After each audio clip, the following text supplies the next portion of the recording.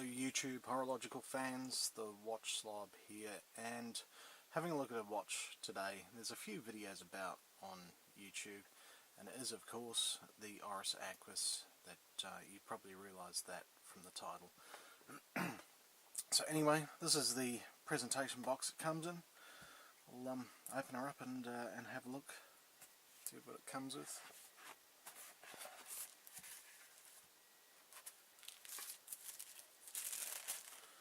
That's the outer box.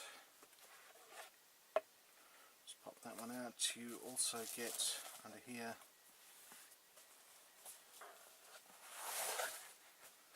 this nice little booklet that's got your warranty cards and all that sort of information. Your manual, quite nicely presented.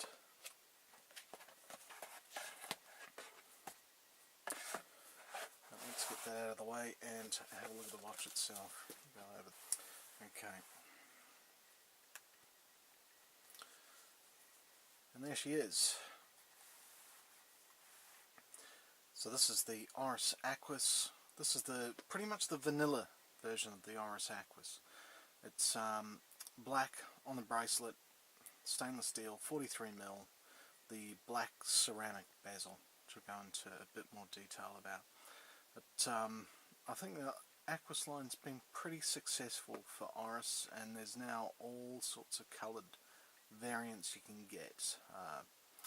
There's a version of this with orange markers and accents, which looks pretty good. They've got a 46mm range, and there's all sorts of colours and different schemes that you can get for these watches. But let's pull this out and have a bit of a closer look. Okay, so here she is. Like I said, it's a ceramic bezel on this black model. Not sure that the camera's going to pick this up, but the bezel is a brushed finish, whereas I know that the blue version it's smooth, and I think that kind of dresses it down a little bit. Now, if you're not familiar with the Aquis range, you'll see it's got these distinctive crown guards here, which are actually screwed onto the case. I'll try and pick that up. These special screws, and if we turn it over, you can see that it is actually separate from the case, and it is screwed on there.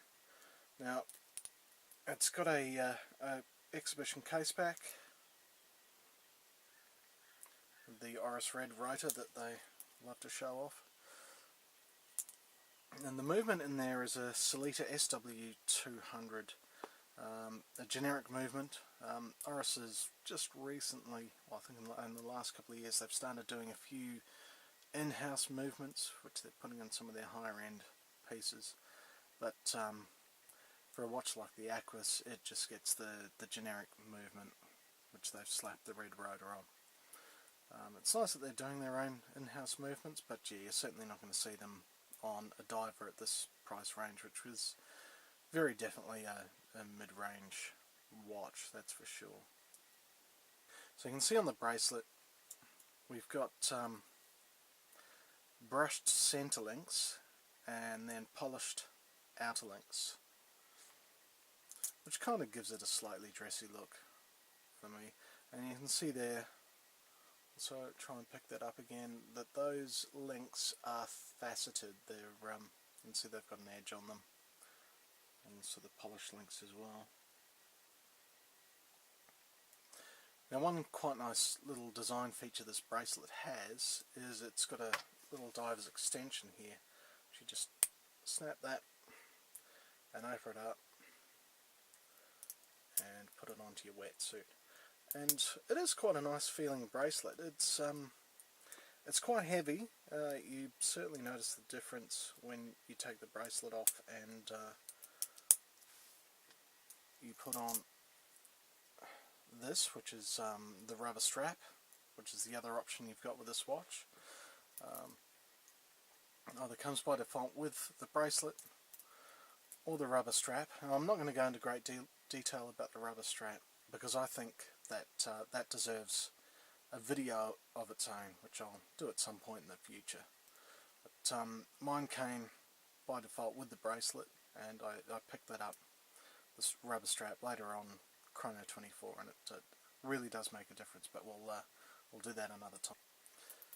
So that kind of brings me to one of the disadvantages of the Aquis, and that is you're really limited. If you're someone that likes to swap out the straps, put a leather strap on, or a NATO, or some sort of other strap onto their watch, the design of this, the way the lugs are, it really doesn't lend itself to that unless you get something custom made, which is kind of painful. You want to really, ideally, just you find something online and just buy it and then throw it straight on.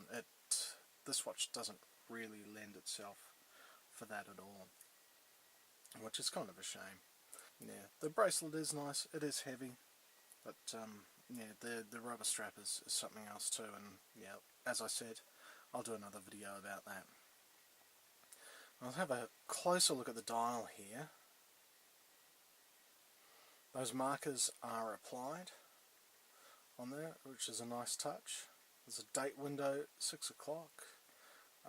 The hands, well, I think they're just polished steel. There's nothing to write home about there. And the dial itself is really quite minimal. It's kind of a matte black finish on there, and yeah, quite plain. But yeah, there's nothing to take the eye away, or nothing to distract. It's very clean, easy to read. Now the lume on this is Super Luminova, and it's the middle of the afternoon here. You can tell it's coming up 3, so it's probably not going to be dark enough to show. So at this point I'll insert a picture.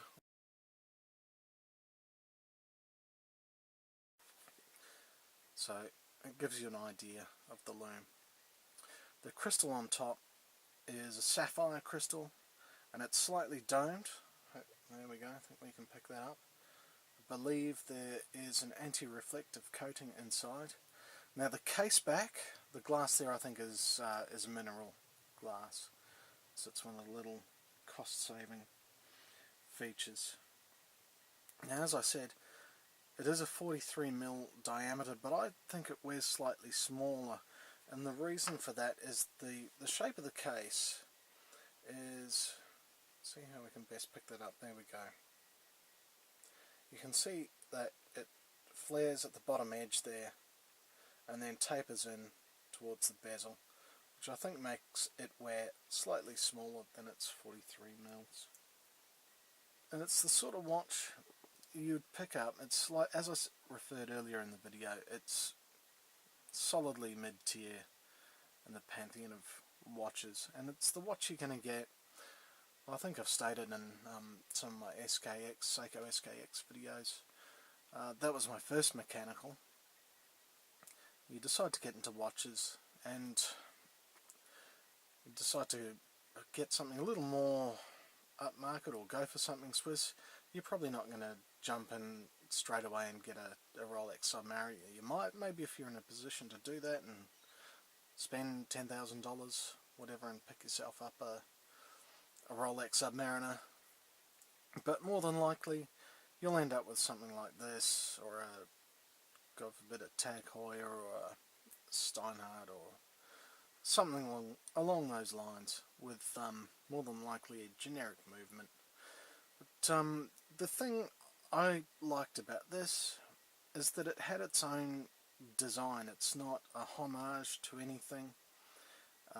The crown guards give it a really distinctive look, and I thought for the money you pay, the features it has, the ceramic bezel, sapphire crystal, just a distinctive look, really well put together. Yeah, it was hard to look past. I think it's a good looking watch as well. I'll just put it on my wrist, give you a better idea. There we go.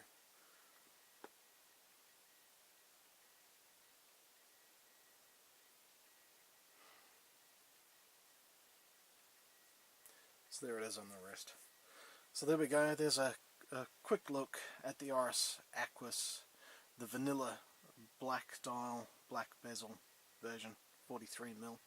If you made it this far, again, thanks for watching, and if you liked it, please give me a like, and if you want to see more videos, hey, hit the subscribe. I've now reached a massive 10 subscribers, so if you'd like to join those people, that'd be cool, and I'll do some more videos. Like I said, I want to go into a bit more detail about this, the rubber strap for it, so have a look out for that in the future. Yeah, thanks again for watching.